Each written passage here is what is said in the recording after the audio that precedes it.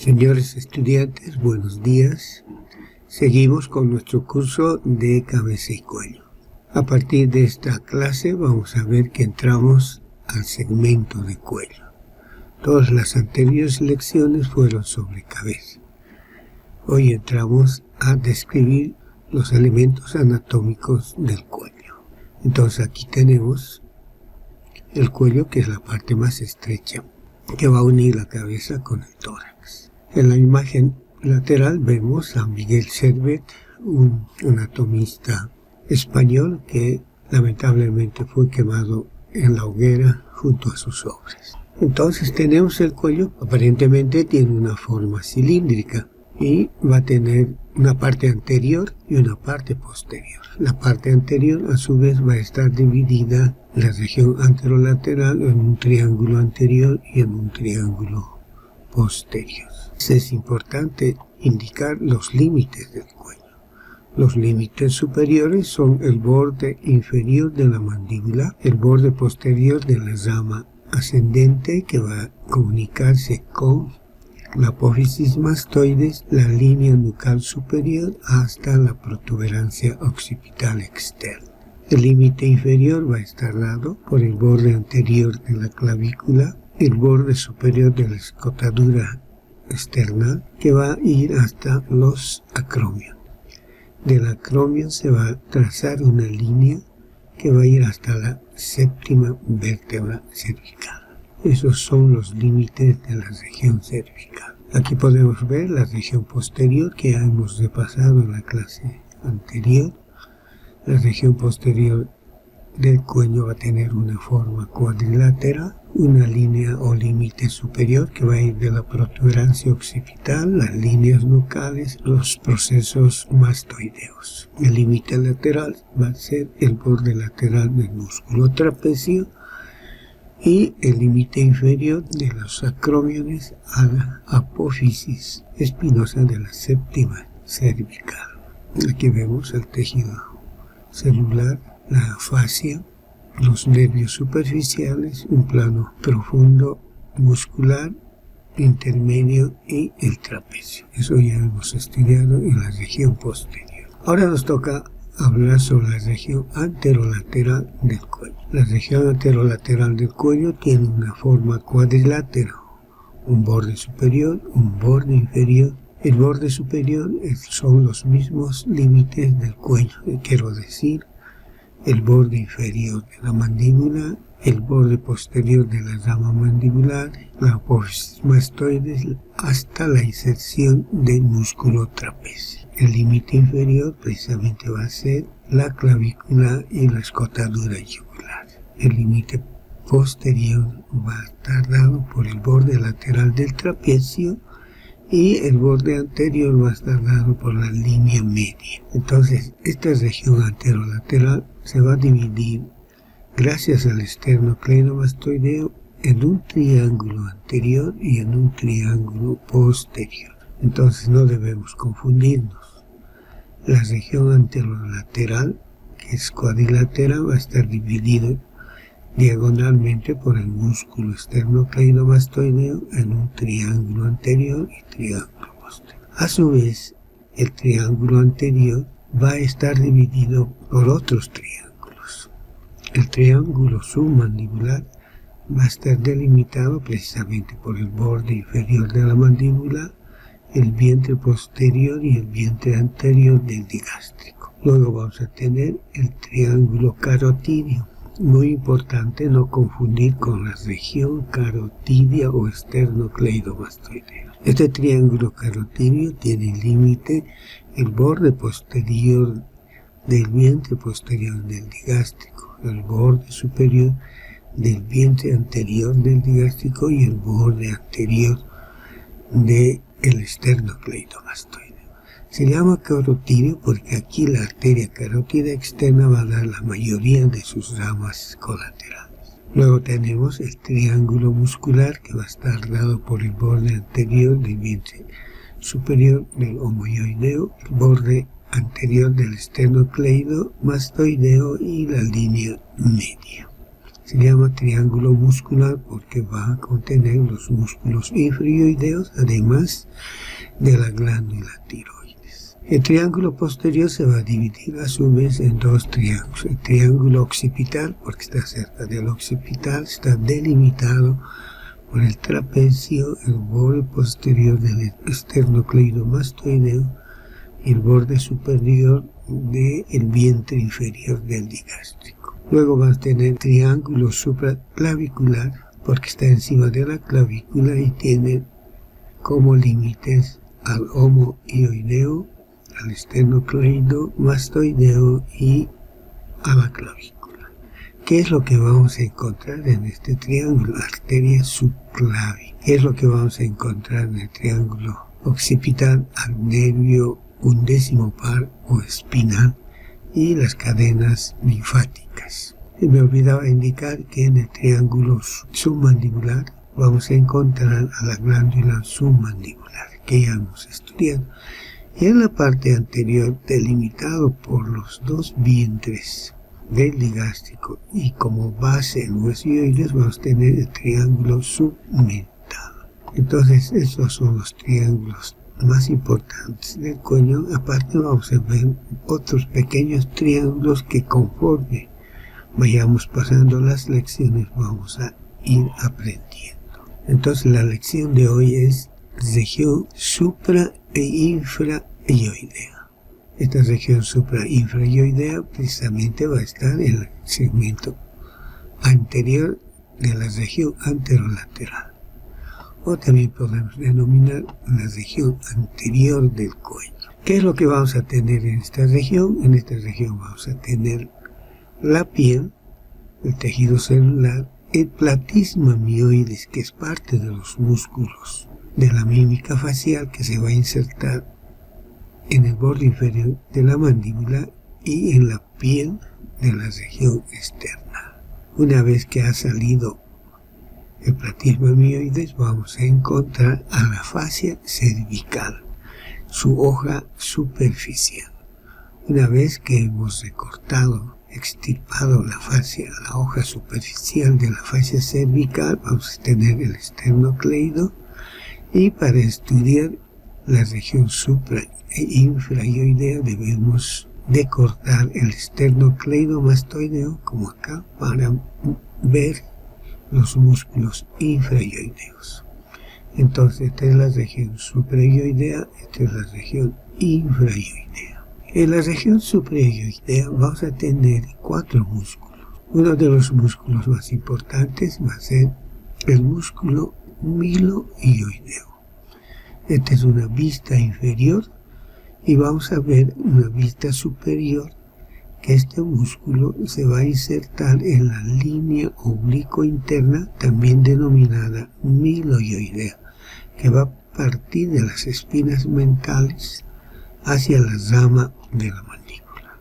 Este músculo, visto por debajo, van a hacer un rafe medio. Rafe medio quiere decir sutura. Y las fibras posteriores van a insertarse a nivel de la cara anterior del cuerpo del hueso hioides. Por lo tanto, se llama milohioideo porque milo significa molino. Si nosotros masticamos y observamos esta región, vamos a ver que hay un movimiento a manera de molino. Está inervado por el trigémino, por el nervio del milohioideo, que podemos verlo acá. Su acción, si toma punto fijo en la mandíbula, va a elevar el hueso hioides, y si toma punto fijo en el hueso hioides, va a bajar el hueso mandibular. El otro músculo es el músculo geniohioideo. El músculo geniohioideo se va a insertar en las apófisis geni inferiores o espina mentalis y va a ir hasta el cuerpo del hueso hioides.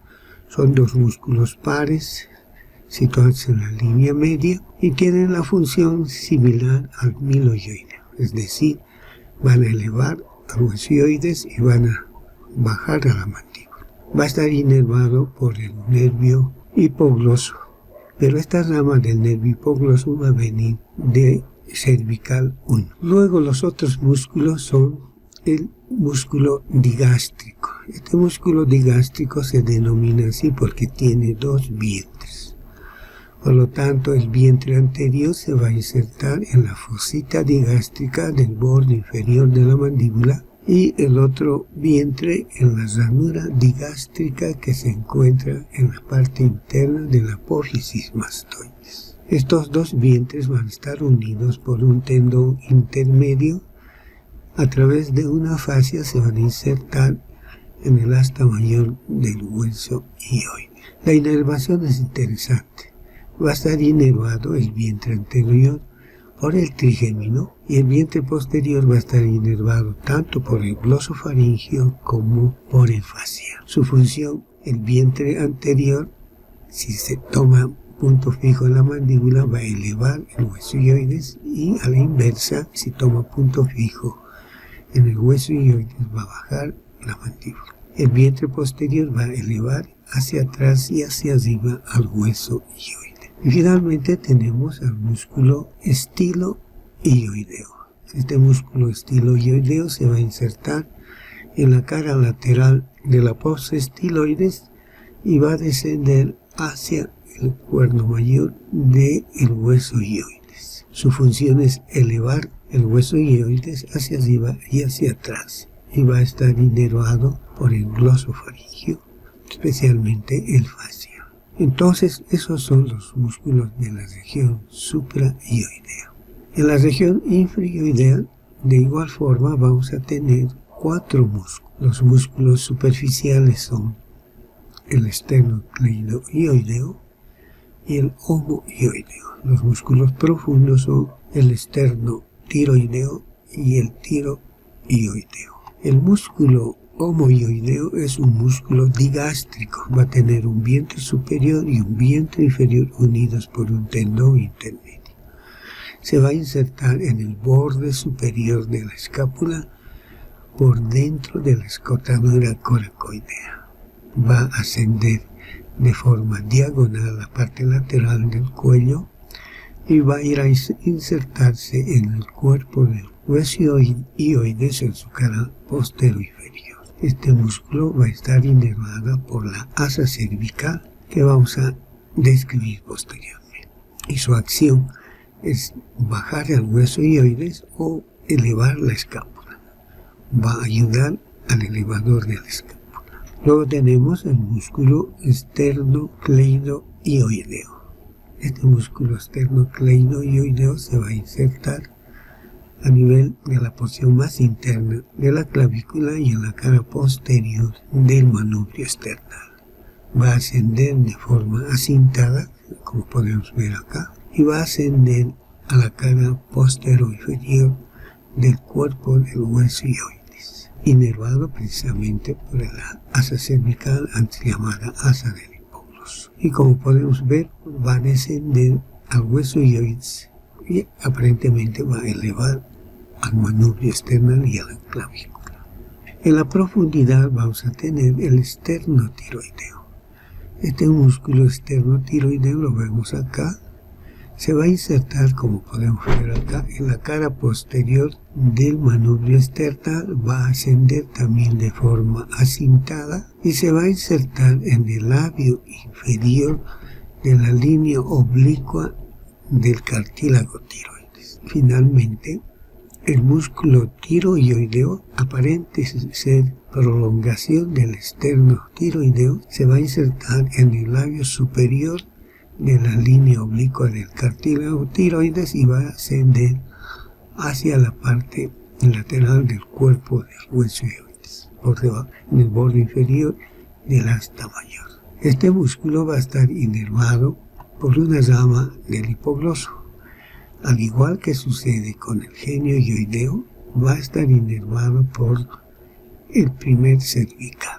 Entonces, estos son los músculos de la región infrahioide. El plano muscular va a estar dado por los músculos prevertebrales y los músculos laterales. Hablaremos de los músculos escalenos. Los músculos escalenos son en número de 3, anterior, medio y posterior.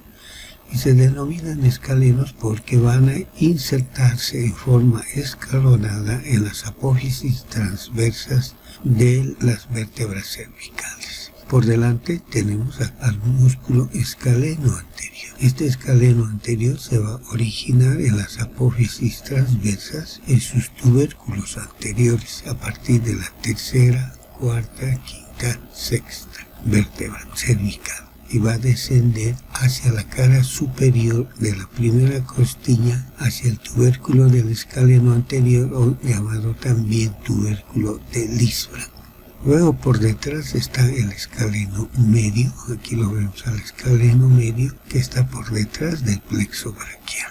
Y se va a originar, en este caso el escaleno medio va a ascender una escala y va a partir de las apófisis transversas de los tubérculos anteriores del segundo, tercero, cuarto, quinto, sexto, y va a ir a la cara superior de la primera costilla por detrás del canal de la arteria subclavia. Y finalmente tenemos el escaleno posterior, acá lo vemos, el escaleno posterior, que va a bajar un peldaño en relación al escaleno anterior y 2 peldaños en relación al escaleno medio, y se va a originar en los tubérculos posteriores de las apófisis transversas de la cuarta, quinta y sexta vértebra cervical, y va a ir a insertarse en el borde externo de la primera costilla y en la cara externa de la segunda costilla.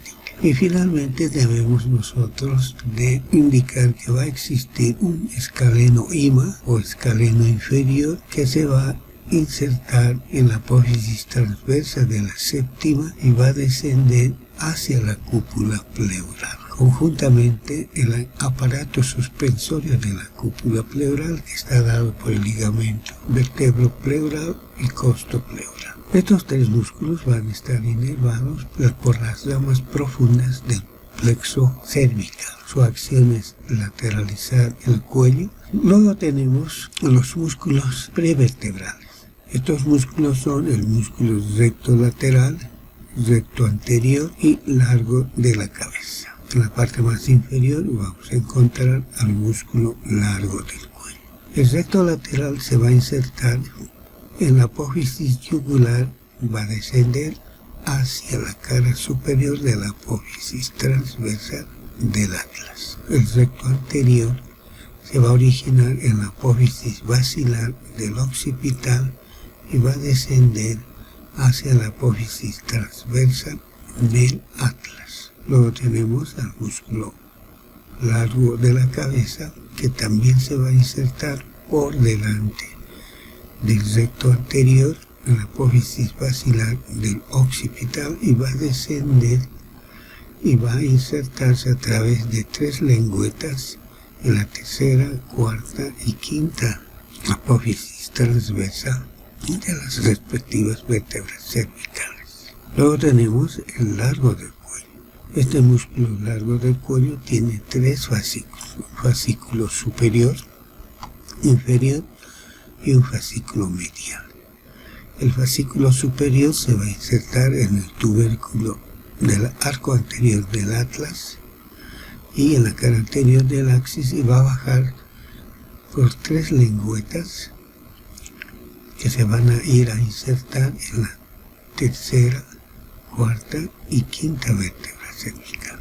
El fascículo inferior va a originarse en los cuerpos vertebrales de la tercera, segunda y primera, y las últimas cervicales, y van a ascender a través de 3 lengüetas a la sexta, quinta y algunos hasta la cuarta apófisis transversas de las respectivas vértebras cervicales.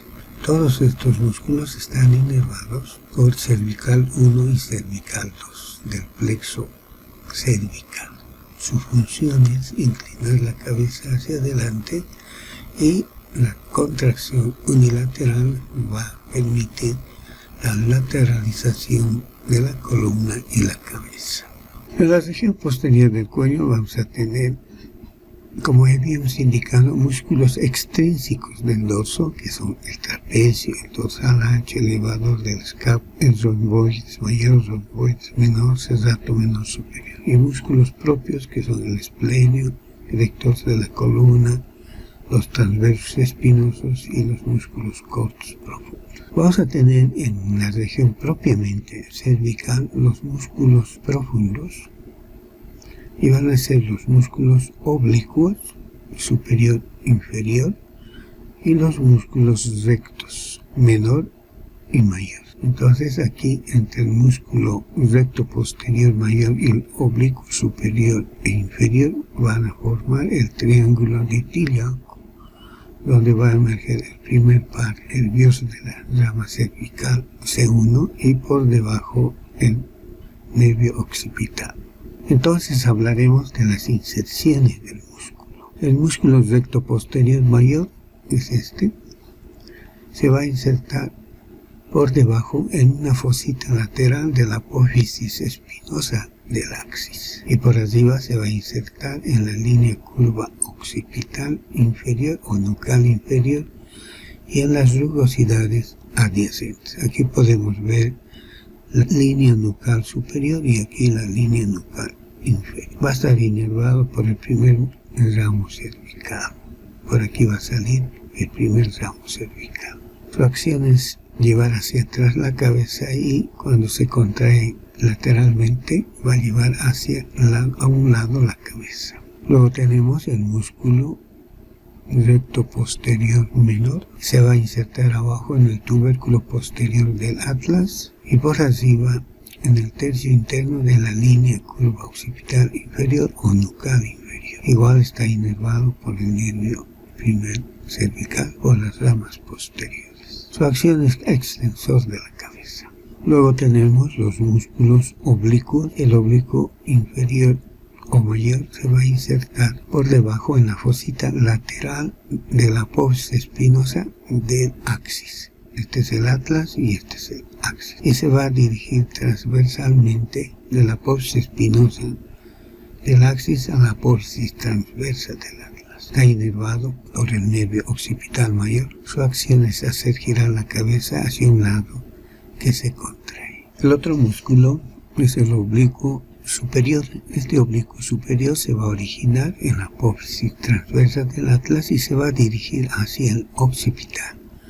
Y se va a insertar en el tercio externo de la línea curva occipital inferior o nucal inferior. Entonces, tanto el oblicuo superior y el oblicuo inferior, también llamado mayor, van a formar el triángulo por donde va a emerger el primer ramo y por debajo el nervio occipital. En un plano más superficial vamos a encontrar los músculos esplenios de la cabeza y el esplenio del cuello. Aquí está representado en verde. El esplenio de la cabeza se va a insertar en las vértebras cervicales tercera hasta la séptima, en sus apófisis espinosas, además de las 3 o 4 primeras vértebras torácicas en este segmento, 3 o 4, y van a ascender de forma oblicua y se van a insertar arriba en la mitad externa de la línea nucal superior. La inserción de los dos músculos esplenios van a dibujar un triángulo, el triángulo de los esplenios, y ya vamos a encontrar al músculo complejo. La acción de este músculo va a ser llevar hacia atrás la cabeza, es decir, va a ser extensor del cuello. Y va a estar inervado por el nervio occipital mayor y los cervicales del 3 al 4. En la parte inferior acá podemos ver al músculo esplenio del cuello, y este esplenio del cuello va a tener origen en las apófisis espinosas torácicas a partir de la tercera a la sexta vértebra torácica. Entonces de la tercera a la sexta. De la primera a la tercera corresponde al esplenio de la cabeza y de la tercera a la sexta corresponde al esplenio del cuello. Van a ascender lateralmente al esplenio de la cabeza y se van a ir a insertar en las apófisis transversas del atlas, axis y de la tercera vértebra cervical.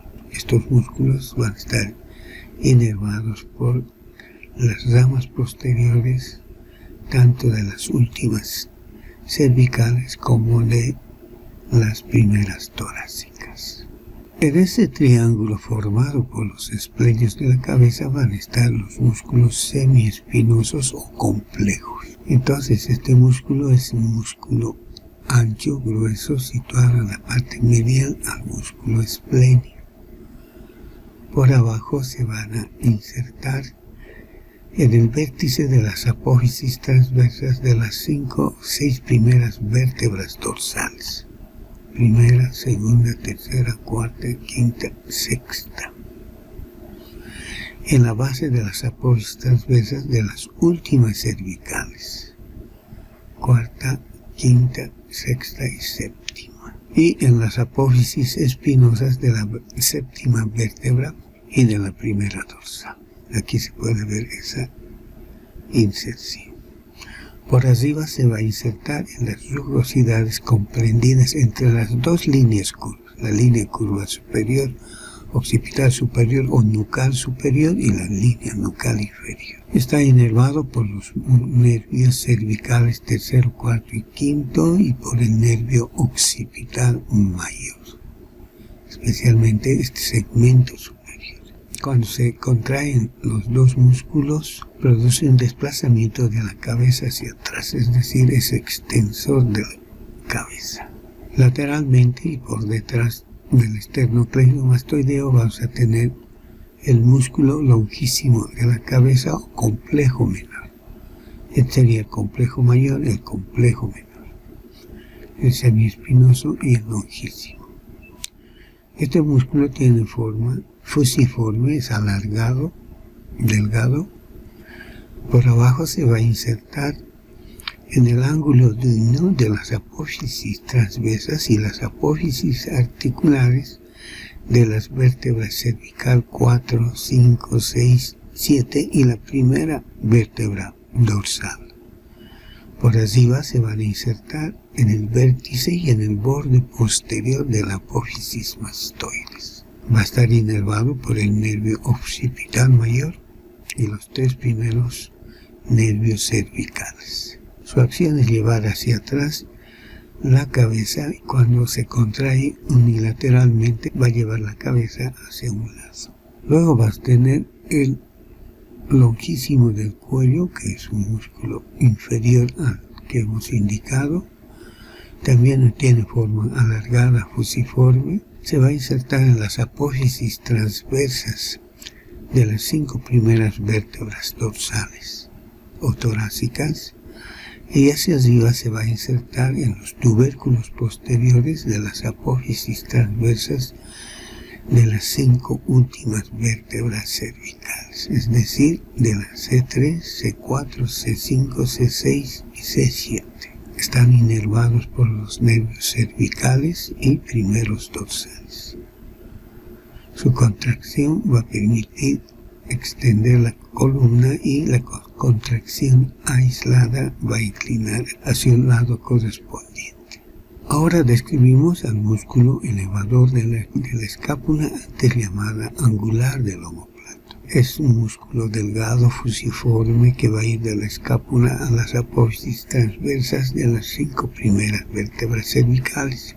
Por abajo se va a originar en el ángulo superior de la escápula y en el borde medial por encima de la espina de la escápula. Va a ascender diagonalmente hacia la columna cervical y se va a insertar en forma escalonada en los tubérculos posteriores de las vértebras cervical, el atlas, el axis y la tercera, cuarta, quinta cervical. Va a estar inervado por el nervio del elevador y de los romboideos. Es ramo del plexo cervical. Su acción va a ser llevar hacia arriba, por eso se denomina elevador de la escápula, por lo tanto lleva hacia arriba la escápula y hace rotar a la escápula.